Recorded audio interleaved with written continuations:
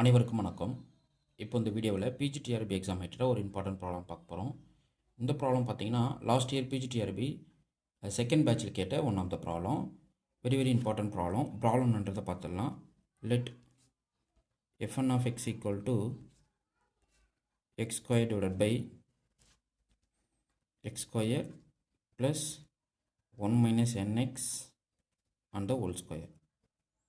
Okay, where x belongs to close to 0, 1, n running from 1, 2, 3, 4 and so on. Okay, then option A,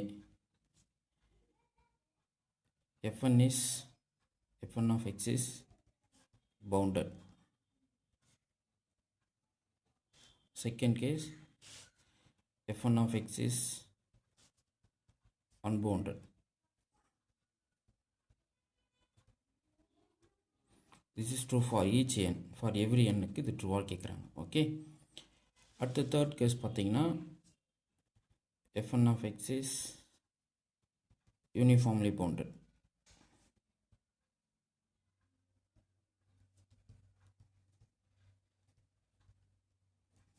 For every n க்கு. Okay, fourth வந்து fn of x converges to 0 uniformly.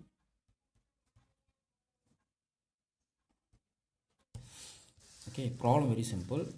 அதாவது என்ன சொல்லியிருக்காங்க, fn of x வந்து x square divided by x square plus 1 minus x and the whole square for every x belongs to close to 0, 1. So இந்த இன்டர்வல்லுக்குள்ளே இருக்கிற எல்லா வேல்யூஸ்க்குமே என்னுடைய fn of x defined, ஒவ்வொரு எண்ணுமே defined தான். ஸோ f1 of x வந்து என்ன கிடைக்கும், x square divided by x square plus 1 minus x and the whole square n1 போட்டிங்கன்னா. ஸோ அந்த ஃபங்க்ஷன் வந்து க்ளோஸ் டு 0, 1ல் டிஃபைன்டுன்றாங்க. அதே போல் f2 of x போட்டிங்கன்னா கிடைக்கும் x square divided by x square plus 1 minus 2x and the whole square. இதே போல் ஒவ்வொரு எக்ஸுக்குமே ஒவ்வொரு எண்ணுக்கும் இந்த ஃபங்க்ஷன் வந்து டிஃபைன்ட் ஆகுதுன்னுறாங்க. ஓகே, இதில் வந்து என்ன கேட்குறாங்கன்னா fn of x வந்து பவுண்டட் ஃபங்க்ஷனா, ஒவ்வொரு எண்ணுக்குமே fn of x பவுண்டட் ஃபங்க்ஷனான்னு கேட்குறாங்க. அடுத்து வந்து ஈச் எண்ணுக்கு fn of x வந்து அன்பவுண்டடாக போகுமா அப்படின்னு சொல்லி கேட்குறாங்க. அடுத்து பார்த்தீங்கன்னா fn of x is uniformly பவுண்டடான்னு கேட்குறாங்க ஃபார் எவ்ரி எண்ணுக்கு. ஃபோர்த் ஆப்ஷன் பார்த்தீங்கன்னா fn of x converges to 0 யூனிஃபார்ம்லின்னு கேட்குறாங்க. ஆன் க்ளோஸ் டு 0, 1 தான். ஓகேவா? ஸோ உங்களுக்கு இதில் எந்த ஆப்ஷன் கரெக்டுன்னு தோணுதுன்றதை கமெண்ட் பண்ணுங்கள் இந்த சொல்யூஷன் பார்க்குறதுக்கு முன்னாடி. இப்போது இந்த சொல்யூஷன் என்னன்றது இப்போ நான் பார்க்கலாம், இதுக்கு ஆன்சர் என்னன்றது நீங்கள் பார்த்துக்குங்க. ஓகே, சொல்யூஷன் அதாவது யூனிஃபார்ம்லி பவுண்டட்னா என்ன, uniformly bounded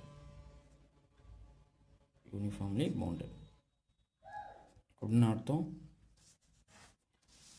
there exists m positive such that mod fn of x less than or equal to m for every xக்கு இது ட்ரூ ஆகணும். இப்படி இருந்தால் இந்த ஃபங்க்ஷன் வந்து யூனிஃபார்ம்லி பவுண்டட்னு சொல்லலாம் ஃபார் எவ்ரி n. ஓகே, என்னால் ஒரு பாசிட்டிவ் ரியல் கண்டுபிடிக்க முடியும் such that ஒவ்வொரு எண்ணுக்கும் என்னுடைய fn of x வந்து பவுண்டட் பை m இருக்கும் ஃபார் ஈச் எக்ஸுக்கு. For every n for each X unique m exist ஆகும். ஒரு எண்ணுக்கு ஒரு எக்ஸுக்கு ஒரு m கண்டுபிடிக்கிறதுலாம் அங்கே கணக்கு கிடையாது. நீங்கள் எந்த எண் கொடுத்தாலும் எந்த எக்ஸ் கொடுத்தாலும் இந்த இன்டர்வலில் யூனிக் m கிடைக்கும்னு நினைக்கிறேன் இந்த இடத்துல. ஓகேவா? ஸோ இதுதான் இந்த டெஃபினிஷன். என்ன சொல்லுது, there exist unique m positive such that mod fn of x less than or equal to m for every x belongs to close to 0, 1 and for every n. ஒவ்வொரு எண்ணுக்குமே ஃபார் எனி எக்ஸுக்கு என்னுடைய ஃபங்க்ஷனுடைய maximum value எம்மாக இருந்தால் இந்த fn of x வந்து என்ன சொல்லிடலாம்னா uniformly பவுண்டட்னு சொல்லிடலாம். ஓகேவா? Fine. Once uniformly bounded இருந்தால் அது பவுண்டட் ஃபங்க்ஷனாக இருக்கும். இது நீங்கள் மைண்டில் வச்சுக்கோங்க. Every uniformly bounded implies bounded. Every uniformly bounded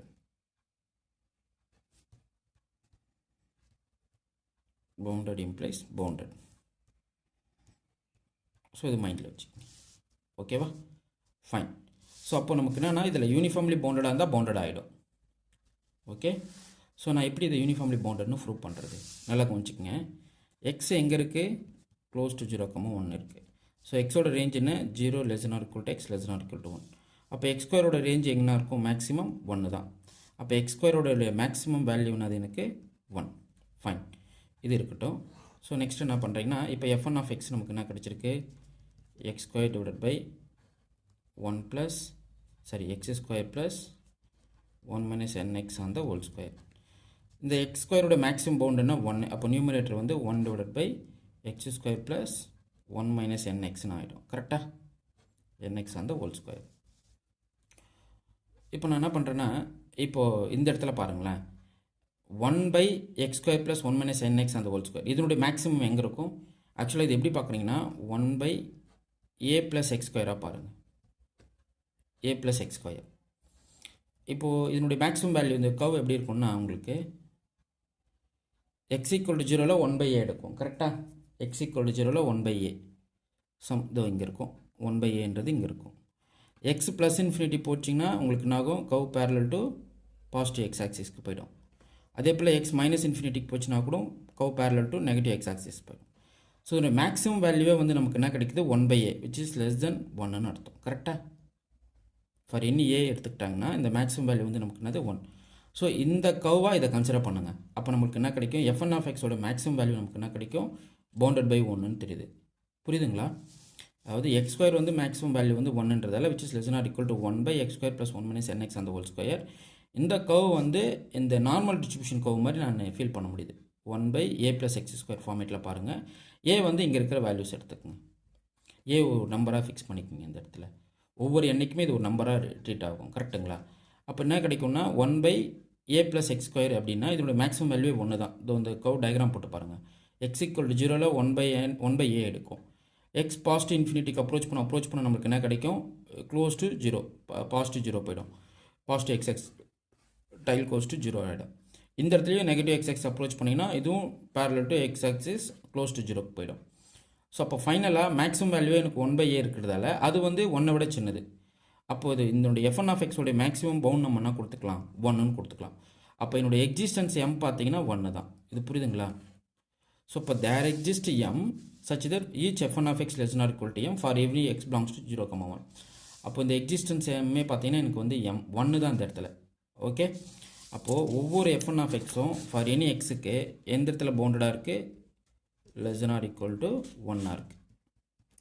for any x belongs to close to 0, 1 and for every n belongs to capital N. So இதுபடி பார்த்தீங்கன்னா என்னுடைய f1 ஆஃப் எக்ஸ் வந்து யூனிஃபார்ம்லி பவுண்டட். கரெக்டாக யூனிஃபார்ம்லி பவுண்டட். ஸோ இதில் பார்த்தீங்கன்னா uniformly bounded correct, பவுண்டடும் correct. Okay, அன்பவுண்டன்றது false. சரி, நெக்ஸ்ட்டு f1 converges to 0 யூனிஃபார்ம்லியான்னு கேட்குறாங்க. கரெக்டாக இப்போது உன்னுடைய f1 ஆஃப் எக்ஸ் என்னன்னு பாருங்கள். என்ன கிடைக்குது, x square divided by x square plus 1 minus nx on the whole square for every x belongs to close to 0, 1. First என்ன பண்ணணும்னா இந்த f1 of x converges to uniformly to 0வாக இருந்தால் limit function முதல்ல 0 நம்ம செக் பண்ணணும். Limit ஃபங்க்ஷன்னா point wise limit என்னன்றதை பார்க்கணும். ஃபஸ்ட்டு அட் x = 0ல் செக் பண்ணும்போது உங்களுடைய f1 ஆஃப் 0 என்ன கிடைக்கும், 0 பை 0 ப்ளஸ் 1 ஸ்கொயர்னு கிடைக்கும், விச் இஸ் நத்திங் பட் 0ன்னு கிடைக்கும்.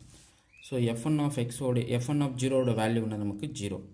அப்போ limit n tends to infinity f1 of 0 எங்கே போகும் நமக்கு, கம்ப்ளீட்டாக 0. ஃபைன்.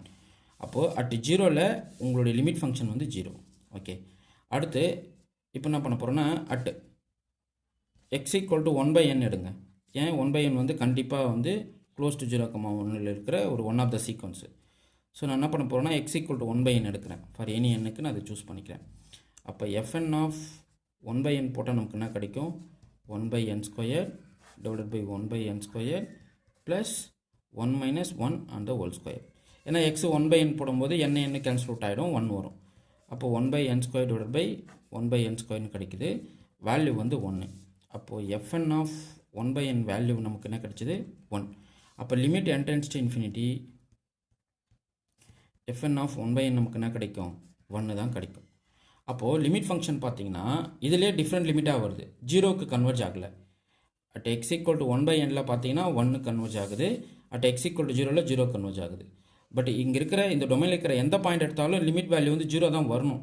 பட் இங்கே லிமிட் ஃபங்க்ஷனே நமக்கு என்ன வரல, 0 வரல. அப்போது கன்வர்ஜென்ஸ் யூனிஃபார்ம்லின்றது இங்கே ஃபால்ஸ். புரியுதுங்களா? ஓகே, அதாவது f1 of x converges to 0 யூனிஃபார்ம்லியான்னு கேட்குறாங்க. முதல்ல நான் லிமிட் ஃபங்க்ஷனான்றதை கண்டுபிடிக்கிறேன்.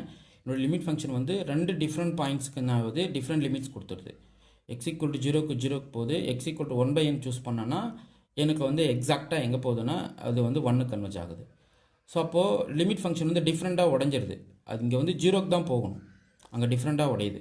அப்படின்ற பட்சத்தில் இது யூனிஃபார்மாக வர வாய்ப்பே இல்லை. ஏன்னா எனக்கு வந்து பாயிண்ட் வைஸ் லிமிட்டை வந்து எக்ஸிஸ்ட் ஆகுது, அந்த லிமிட் வந்து 0வா இல்லை, அதுதான் எங்கள் கொஸ்டின். ஸோ 0 இல்லாத போது 0க்கு யூனிஃபார்ம்லேயும் நான் பேச முடியாது. அப்போ பார்த்தீங்கன்னா உங்களுக்கு ஏவும் சி தான் கரெக்ட். ஓகே, ஸோ இந்த ப்ராப்ளம் வெரி சிம்பிள். இது போல் ப்ராப்ளம் நீங்கள் நிறையா ஒர்க் அவுட் பண்ணி பாருங்கள். பிஜிடிஆர்பி எக்ஸாம் ரிலேட்டடாக டெஸ்ட் பேட்ச் கொடுத்துட்ருக்கோம். இன்ட்ரெஸ்ட் இருக்கிறவங்க டெஸ்ட் பேட்ச் ஜாயின் பண்ணிக்கலாம். டெஸ்ட் பேட்ச் ஜாயின் பண்ணுறவங்க 9384686847 இந்த நம்பருக்கு கான்டாக்ட் பண்ணிங்கன்னா உங்களுக்கு டெஸ்ட் பேட்சில் ஜாயின் பண்ணுறதுக்கான டீட்டெயில் கொடுத்துருவேன். நீங்கள் டெஸ்ட் பேட்சை ரெகுலராக எழுதிக்கலாம். Every Wednesday Sunday test batch நடக்கும். இன்ட்ரெஸ்ட் இருக்கிறவங்க டெஸ்ட் பேட்சில் ஜாயின் பண்ணிக்கோங்க. தேங்க்யூ.